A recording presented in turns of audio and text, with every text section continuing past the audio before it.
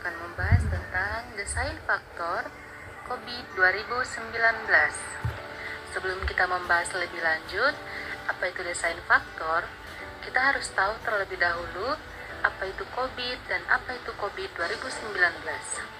Nah, untuk COVID sendiri, COVID adalah singkatan dari Control Objective for Information and Related Technology, yaitu kerangka kerja manajemen IT yang dibuat oleh ISACA, Information System Audit and Control Association.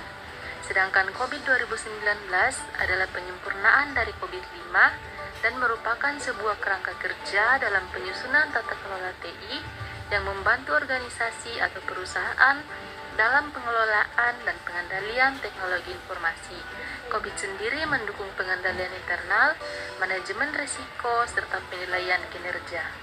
Sedangkan desain faktor digunakan untuk menentukan faktor yang dapat mempengaruhi sistem tata kelola perusahaan dan menentukan keberhasilan dalam penggunaan informasi dan teknologi atau IT, serta memastikan teknologi informasi berjalan dengan efektif dan efisien.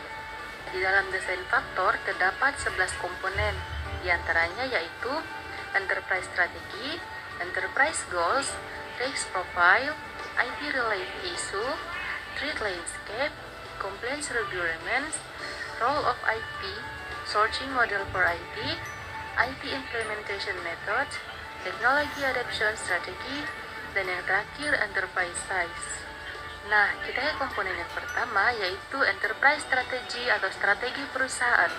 Merupakan salah satu faktor untuk menentukan arah bisnis. Pada tahap ini akan dilakukan analisis strategi perusahaan, kemudian melakukan penentuan prioritas sesuai dengan tingkat kepentingan.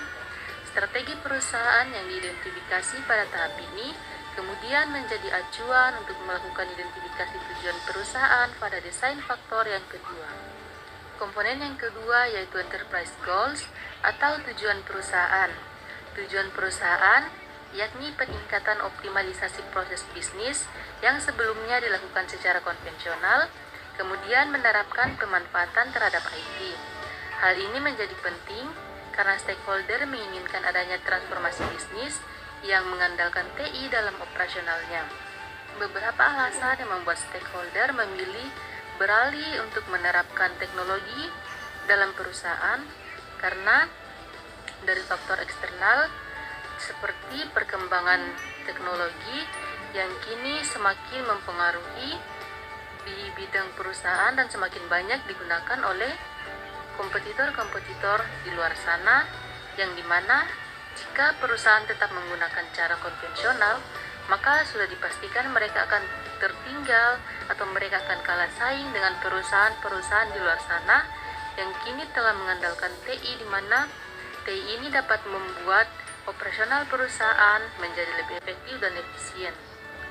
Nah, komponen yang ketiga yaitu Risk Profile atau profil resiko.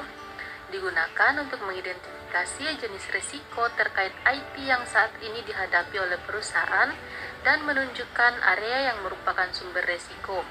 Contohnya, kegagalan investasi dan maintenance TI yang dapat menyebabkan kerugian jangka panjang serta dapat mengganggu operasional bisnis. Komponen yang keempat yaitu IT-related issue atau masalah terkait IT. Digunakan untuk memetakan masalah apa saja yang menjadi prioritas perusahaan terkait dengan teknologi dan informasi. Contohnya, kehilangan data serta keamanan teknologi informasi merupakan salah satu ancaman bagi perusahaan. Komponen yang kelima yaitu Threat Landscape atau lanskap ancaman.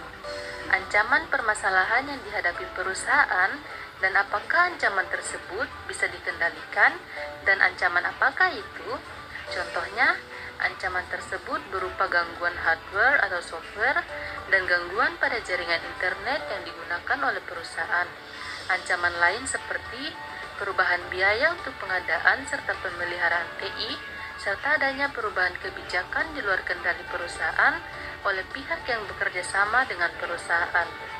Komponen yang keenam yaitu Compliance Requirements atau keharusan kepatuhan. Menunjukkan hasil identifikasi perusahaan terhadap kepatuhan dan tuntutan. Contohnya, kepatuhan perusahaan sesuai dengan standar serta regulasi yang ada, seperti kegiatan operasional perusahaan sesuai pada industrinya dengan adanya surat izin usaha, izin mendirikan bangunan, serta izin lingkungan. Desain faktor yang berikut yaitu role of IT, di mana desain ini digunakan untuk mengetahui bagaimana peran IT dalam personal bisnis. Peran IT dalam perusahaan itu mencakup enabler dan driver strategi, di mana itu menentukan tingkat investasi dan prioritas dalam tata kelola TI.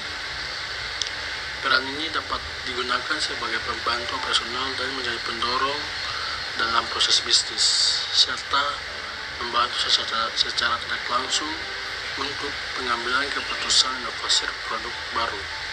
Yang berikutnya yaitu desain faktor sourcing model for IT, di mana desain ini digunakan untuk melakukan kontrak kerjasama sebelumnya untuk melakukan operasional TI mereka, mulai dari pembelian perangkat, pengadaan sistem, perawatan jaringan, serta mengidentifikasi sumber model data yang digunakan.